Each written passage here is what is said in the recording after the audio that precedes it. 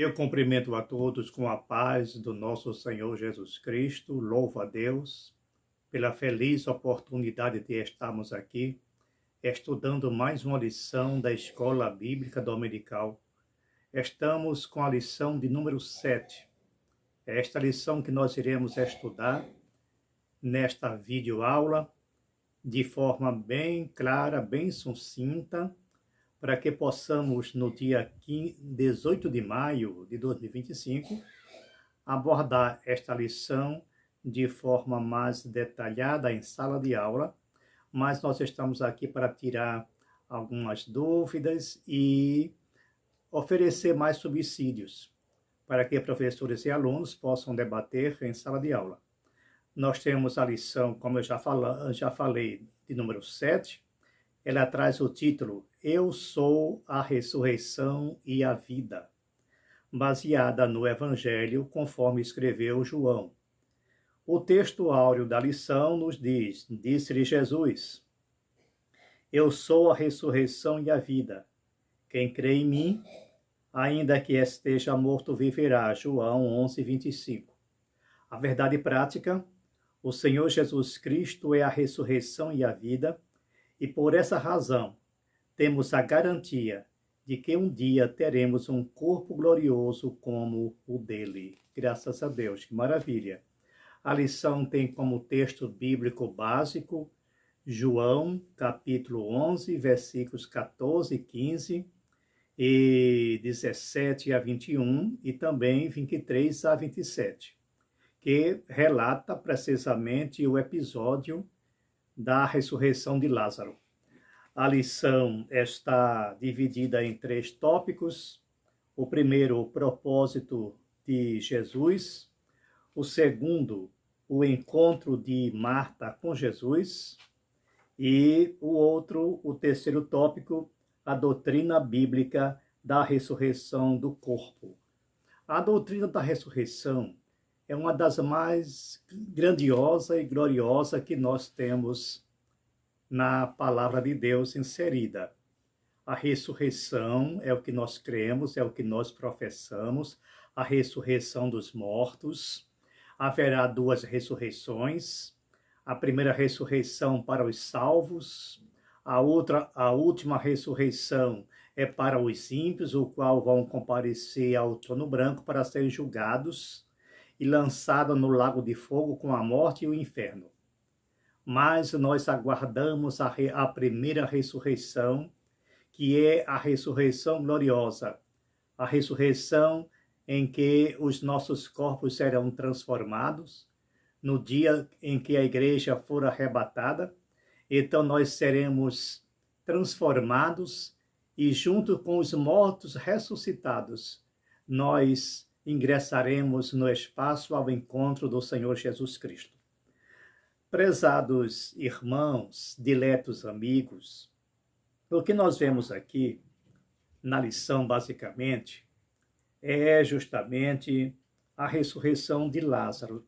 O Senhor Jesus, ele promoveu algumas ressurreições durante a sua vida terrena, durante o seu ministério.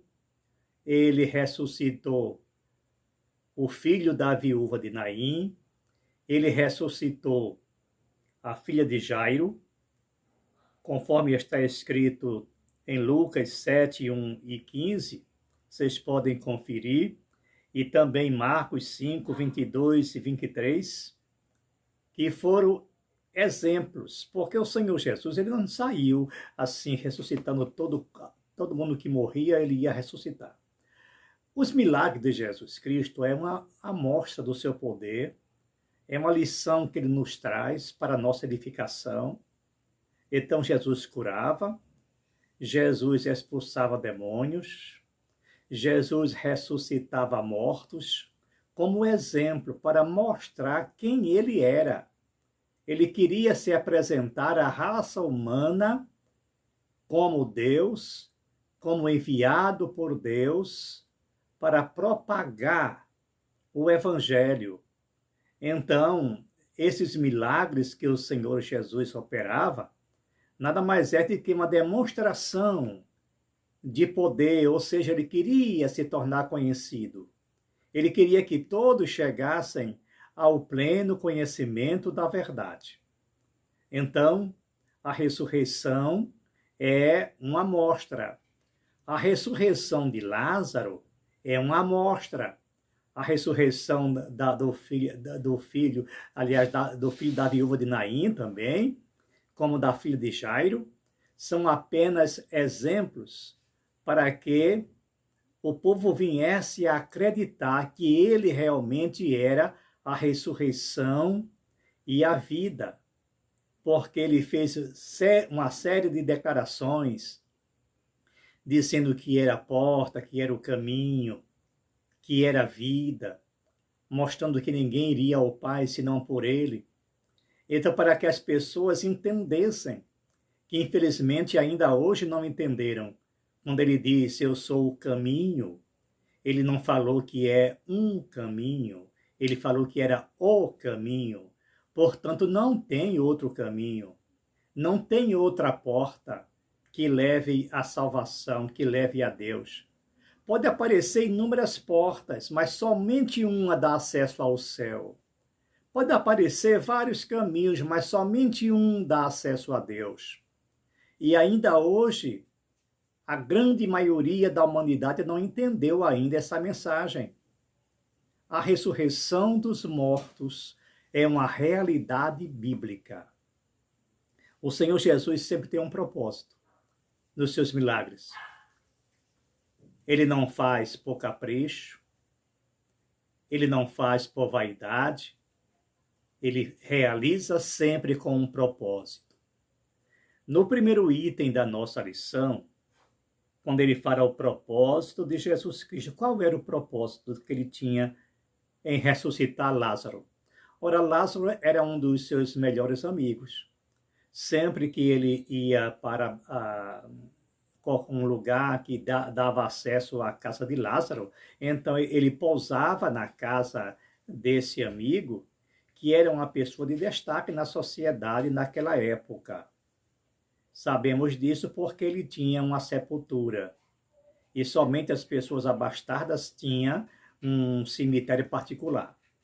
Então, ele recebeu a notícia da doença de Lázaro e, consequentemente, da morte de Lázaro. Ele estava distante alguns dias da casa de Lázaro. E quando ele recebeu a notícia, ele não foi imediatamente ressuscitar Lázaro, porque ele sabia que Lázaro ia ressuscitar. Mas ele não foi imediatamente com um propósito. Ele queria mostrar para aqueles incrédulos que estavam consolando Maria e Marta, e também toda a humanidade, que ele era a ressurreição mesmo, e ele fez uma ressurreição extraordinária, a mais de todas, porque ele já estava sepultado fazia 4 dias, como disse Marta. Então, quando ele recebeu a notícia, ele demorou ainda uns 3 dias para se dirigir à casa de Marta e Maria. E quando caminhou para lá, a irmã de Lázaro, a Marta, ela foi ao seu encontro. Isso é lindo, isso é plausível. Ela correu ao encontro do Senhor Jesus. São felizes as pessoas que têm o privilégio, a oportunidade, a felicidade de correr ao encontro do Senhor Jesus Cristo. Mas só que Marta, apesar de ter conhecimento da doutrina da ressurreição, ela tinha uma dúvida. Ela não sabia o propósito do Senhor Jesus Cristo. Ao chegar junto de Jesus, a sua primeira explanação ou exclamação: se tu estivesses aqui, o meu irmão não teria morrido. Porque ele achava que Jesus ia fazer o milagre de curar. Ela não achava que ele ia tão além do que ele imaginava. Porque Jesus sempre ele vai muito além do que nós pensamos e do que nós imaginamos. Porque ela quer dizer, olha, quando ele estava doente, nós te mandamos o recado e você não veio. Se você tivesse aqui, você teria curado meu irmão. Mas não, depois que ele morreu, aí você aparece. Deduções minhas. Mas foi isso, possivelmente ela imaginou. Então, o Senhor Jesus disse que Lázaro ia ressuscitar. Duas afirmações de Jesus categóricas. Anota isso. Primeiro, ele disse que Lázaro dorme. Por quê? Qual a diferença entre dormir, morrer, transladar-se? É porque crente não morre. A morte do crente é como um sono. Quando se diz muitos que dormem, está falando de crente. Se dorme, ele não é participante da morte, ele não vai ser destruído, ele vai ser ressuscitado. Então, a afirmação de Maria foi também importante. Quando Jesus falou que Lázaro ia ressuscitar, embora ela conhecesse a doutrina da ressurreição, mas ainda não tinha entendido a mensagem de Jesus Cristo. Eu sei que ele vai ressuscitar na ressurreição do último dia, que ela não esperava que ia ser no momento. A ressurreição do último dia será uma ressurreição gloriosa, em corpos gloriosos, em que todos nós iremos participar, nós crentes, nascidos de novo. Mas Maria não estava visando essa parte. Mas Maria estava pensando justamente que ele ia fazer isso no último dia. Ele não estava entendendo que Jesus ia ressuscitar o seu irmão naquele momento. Chegando lá, o grande obstáculo. Chegando na sepultura, existia uma pedra, era comum naquele momento, naquele local, naquela região.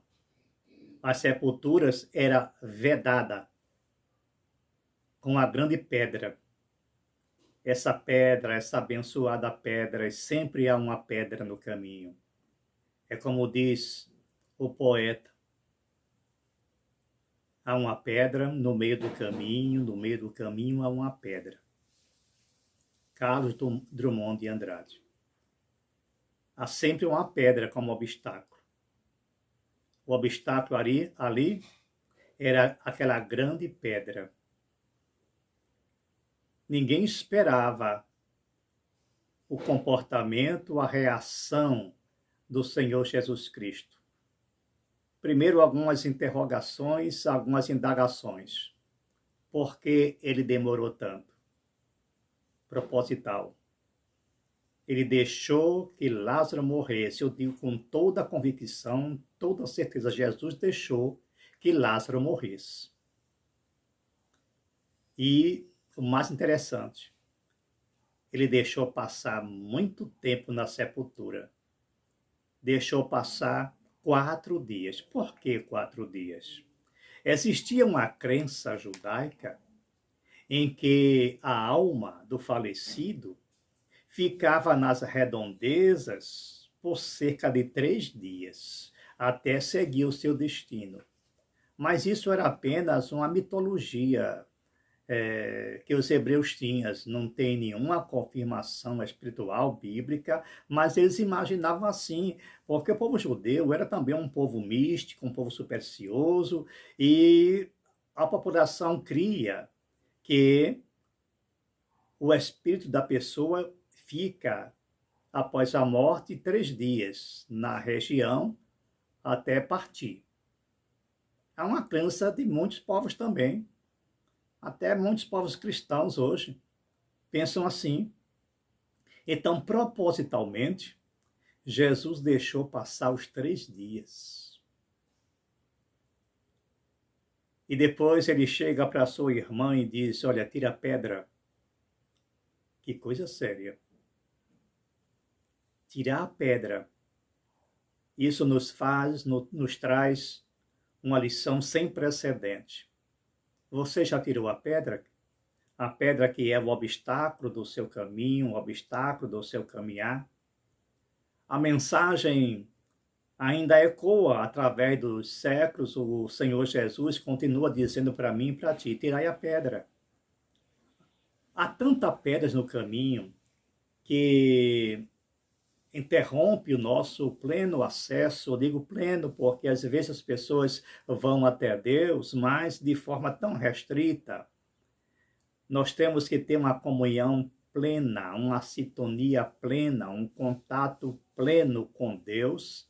E às vezes algumas pedras impedem que venhamos a adorar de forma plena ao nosso Deus.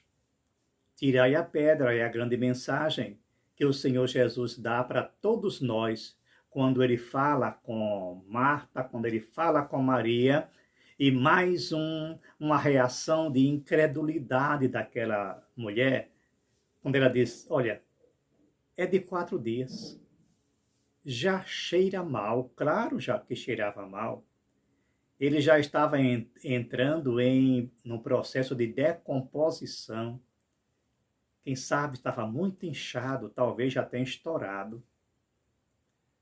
Naquela época, conforme o costume, as pessoas eram envoltas em linho, como uma múmia, era enrolado.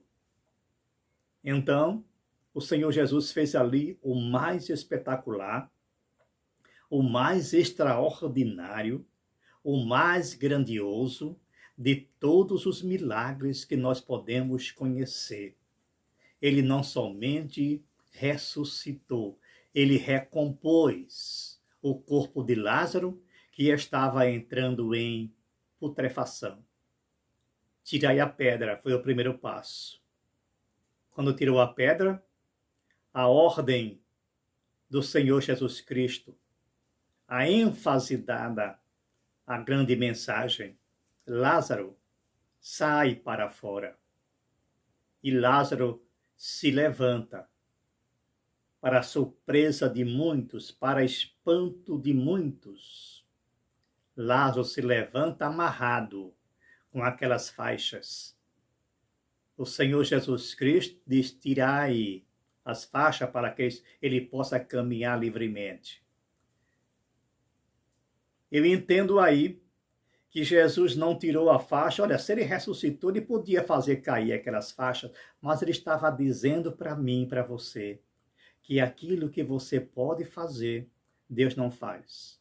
O homem pode tirar a pedra, o homem pode tirar a faixa, mas ele não pode dar a vida, porque somente o Senhor Jesus Cristo é o dono da vida, e somente ele é capaz de ressuscitar, de dar a vida.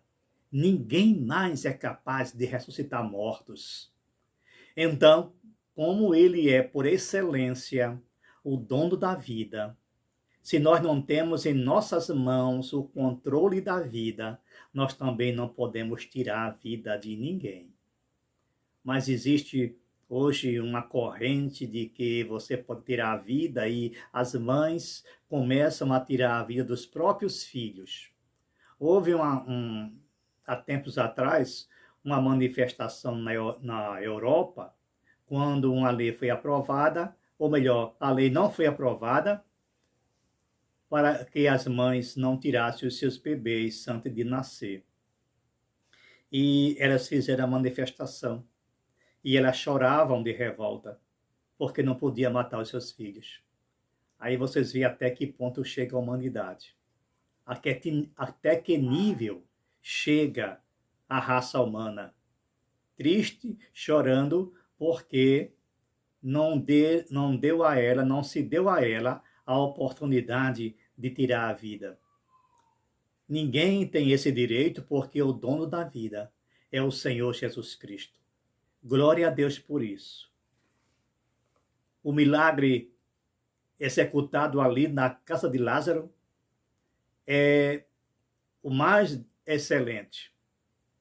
porque ele reconstituiu o corpo, lhe deu a vida, lhe trouxe a vida, ele quebrou paradigmas, ele quebrou tabus do povo judeu, porque já fazia 4 dias, alguém podia questionar. Foi um pouco fácil para ele, porque aproveitou que o Espírito ainda estava na redondeza, porque faz menos de 3 dias, então ele pôde trazer de volta. Então, propositalmente, Jesus deixou passar 4 dias.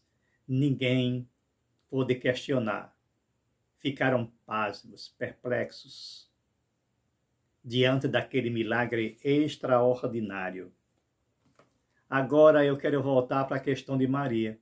Marta não entendeu. Olha, se tu não estivesse aqui, meu irmão não teria morrido. Sabe o que é isso? É o tempo.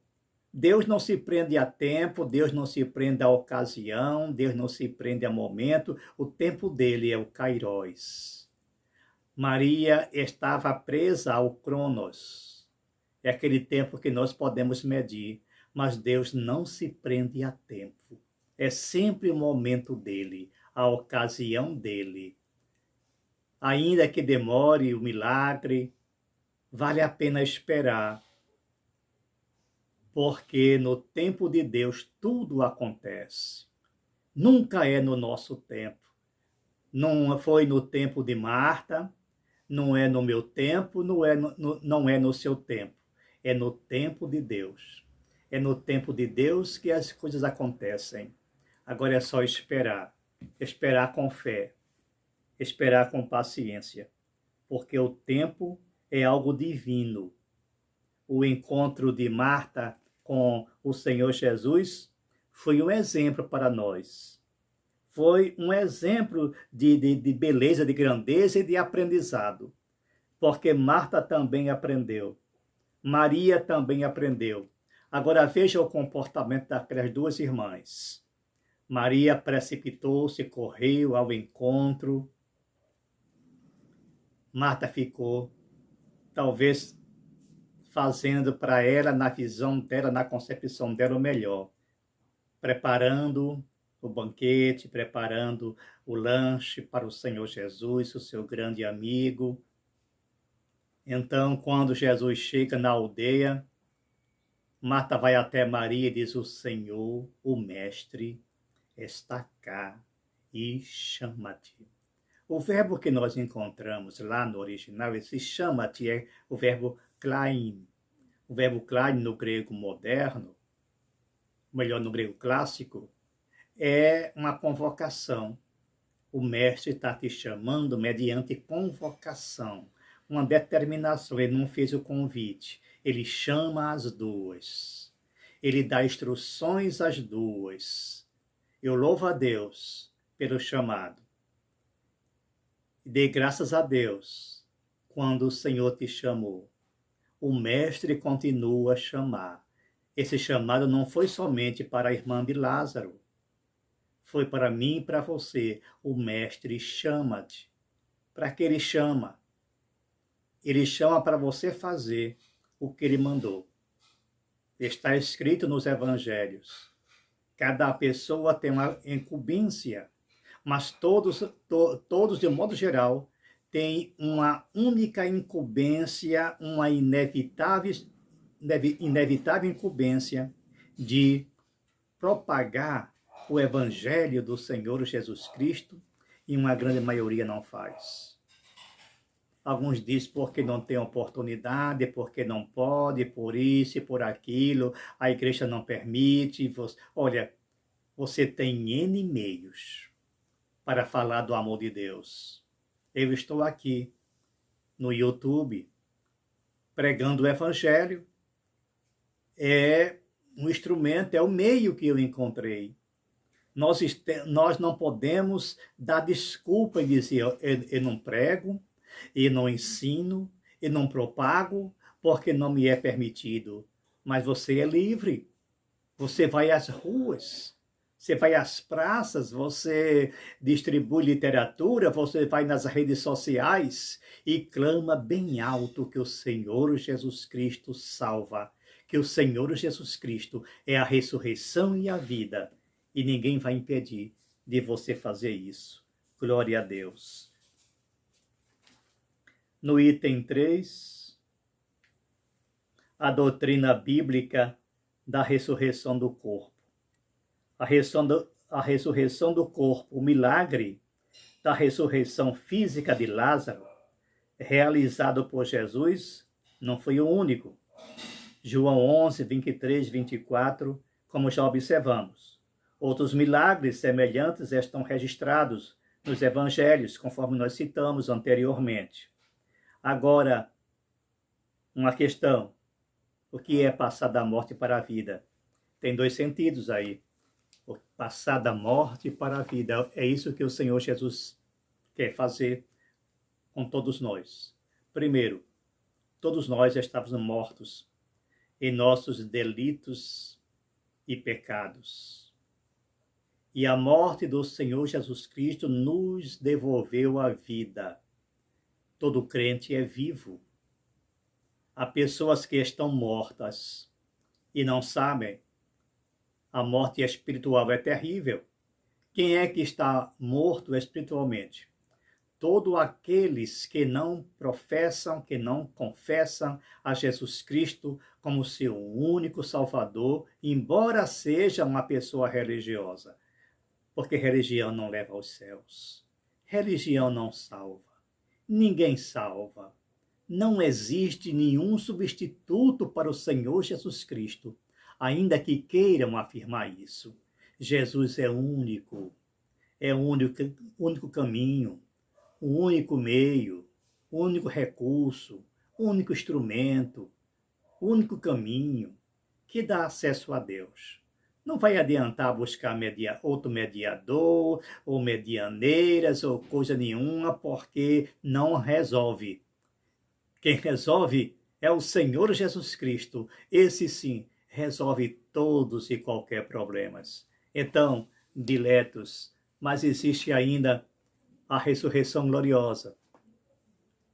Todos os crentes que morreram em Cristo, aguardando o arrebatamento, serão ressuscitados. Ainda que haja uma ressurreição física, como aconteceu com a de Lázaro e de outros, foi uma ressurreição parcial. Por que parcial? O que é que se entende disso? É porque eles voltaram a morrer fisicamente. Lázaro morreu depois, e os outros também morreram depois, mas quando aconteceu o grande arrebatamento da igreja, os mortos em Cristo ressuscitarão de uma outra forma. Porque Lázaro ressuscitou em corpo corruptível. Mas na ressurreição do último dia, como citou Marta, ele será ressuscitado em corpo incorruptível, glorioso, perfeito. Vai haver uma transformação milagrosa no corpo das pessoas. Esta é a grande ressurreição, é a tão esperada ressurreição dos mortos, a ressurreição em corpos gloriosos. Quando nós iremos adquirir o nosso estado primitivo, porque Deus criou o ser humano assim. Ele criou o ser humano em corpo brilhante, conforme está lá em Gênesis, quando ele fala a palavra ora. A grafia ali mostra que o corpo do primeiro homem, antes do pecado, era transparente, era brilhante, era glorioso. Uma certa vez eu falei isso na classe e o professor discordou. Ele até explicou, não, porque Deus fez o homem do pó da terra e Adão não tinha corpo glorioso. Olha, o pó da terra, ele fez o homem, sim, mas ele deu vida a esse pó. O Deus que deu vida a esse pó, ele também revestiu de glória. E não sou eu que estou dizendo, não, é a Bíblia, é só ler no original. E é esse corpo glorioso, bendito, surpreendente que nós vamos adquirir naquele grande dia. Eu, você, Lázaro, todos iremos ressuscitar se não estivermos vivos no dia do arrebatamento. Iremos ressuscitar nesse grande e glorioso corpo e nós estaremos ao lado do Senhor Jesus Cristo. Que a lição tão singular ela possa servir de esperança, ela possa servir de consolo, ela possa servir de também advertência para todas as pessoas que pensam que o Senhor Jesus Cristo não é a ressurreição e a vida, que por sinal, ele não é uma ressurreição nem uma vida, ele é a ressurreição, ele é a vida. Isso equivale a dizer que não existe ninguém mais que possa substituir o Senhor Jesus Cristo. Então dizer que alguém é vigário, a palavra vigário é uma palavra latina que significa substituto. Então, se eu disser vigário Dei, eu estou dizendo em latim, substituto de Deus. Que blasfêmia! Fica aí registrado a minha mensagem. Está escrito lá no quipá, nas vestes do sumo pontífice. Vigário Dei. Não existe. Deus não tem substituto. Ele é único. Ele é o Senhor. Que Deus vos abençoe e que esta lição possa trazer para você, além de mais conhecimento intelectual, mas também edificação espiritual para a honra e glória do nome do Senhor Jesus Cristo. Até a próxima lição.